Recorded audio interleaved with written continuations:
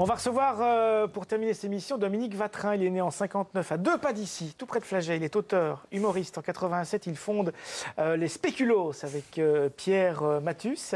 Il écrit pour Elliott aussi. Il assure les revues de presse des lundis du Théâtre de Poche à Charleroi, relayées par Radio Contact. Il participe aussi aux Nouvelles de l'espace de Jean-Louis Leclerc. Il écrit, il interprète seul en scène J'aime pas les fêtes. Il participe aussi à l'Impro Justicia et il nous rend visite pour un livre jeunesse dont il a écrit l'histoire. Bill Chocotte, Soraya. Ça, pour moi, ça vaut 5 campagnes antiracisme. C'est d'une efficacité redoutable à filer à tous les gamins du monde. C'est drôle, c'est bien dessiné, c'est bien écrit, c'est bien mis en page. Voilà, c'est très bien. C'est très bien, hein. Oui. Mais on va quand même le recevoir pour lui dire directement. Oui. Voici Dominique Vatrin.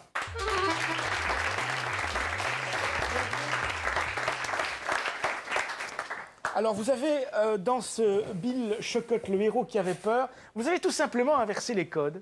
Et puis on parlera aussi des illustrations d'Elisabeth de Pascal, qui elle aussi joue avec les codes.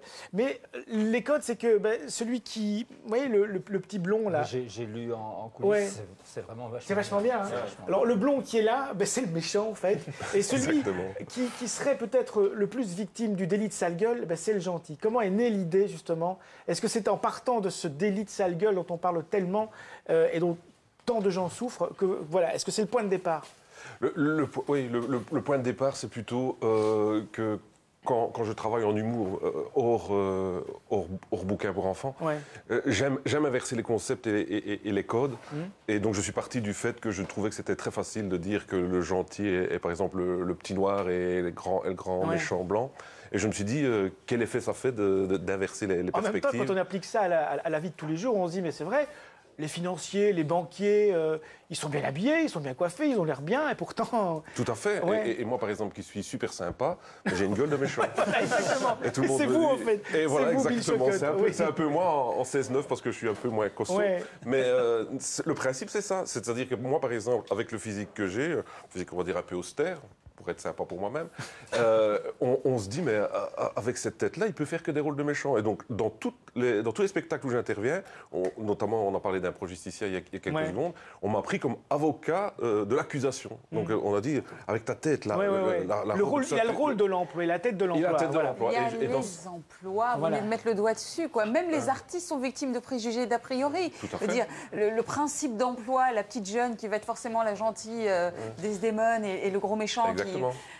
On est rempli de ces a priori, de ces préjugés. Tout à fait. Et donc, à partir du moment où on change les codes, et c'est ce que je voulais faire passer comme message aux enfants, et même aux adultes, pourquoi pas, c'est justement qu'il ne faut pas se fier à ses apparences, et que pourquoi le méchant ne serait pas beau. Ça vous fait plaisir ce qu'elle a dit tout à l'heure, que ça vaut combien? 5 campagnes Et vous savez pourquoi je dis ça? Parce qu'il y a des... Campagnes antiracisme. Oui, 5 campagnes antiracisme. Il y a des chercheurs en psychologie sociale qui mettent en ce moment, déjà depuis une vingtaine d'années, en place des ateliers au sein des écoles où clairement ils font jouer, ce sont des jeux de rôle qu'on fait jouer aux gamins, c'est-à-dire qu'on prend ceux dont a priori on se dit ils ont une gueule à pas subir de discrimination, on leur fait jouer le rôle de ceux qui vont être discriminés et inversement, et on se rend compte que quand on a vécu physiquement le rejet et l'exclusion, forcément, on ne réagit pas de la même façon à ça quand on grandit. Ça a été prouvé. Hein. Ouais. Tout à fait.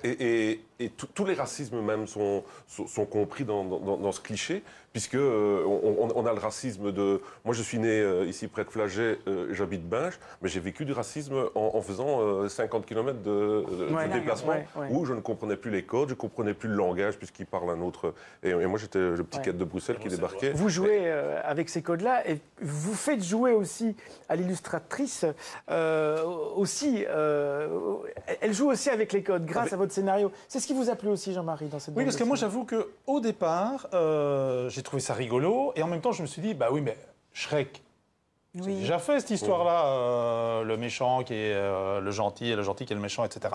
Donc je me suis dit, ok, d'accord, il a fait comme ça. Et puis, dès la page suivante, déjà, le dessin, il commence à y avoir, je sais pas, je suppose qu'on a photographié, vous avez découpé, fait des collages avec des fils, etc.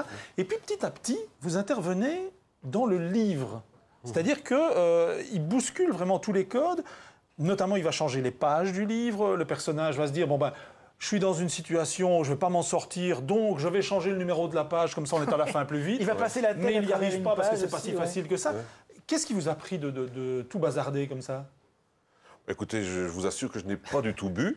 On dirait, hein. Pas là maintenant, mais...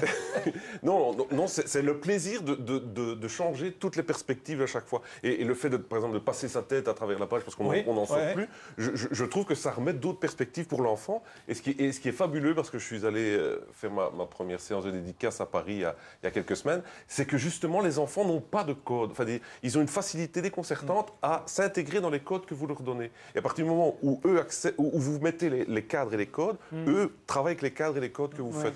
À la fois sur l'objet, sur les codes de l'histoire, sur les codes des personnages. Le héros qui avait peur, Dominique Vatrin, et puis les illustrations d'Elisabeth Eudes Pascal. On vous recommande vraiment pour les petits et pour les grands, de nouveau. Pour les grands, bien sûr, voilà, c'est aux éditions 400 coups.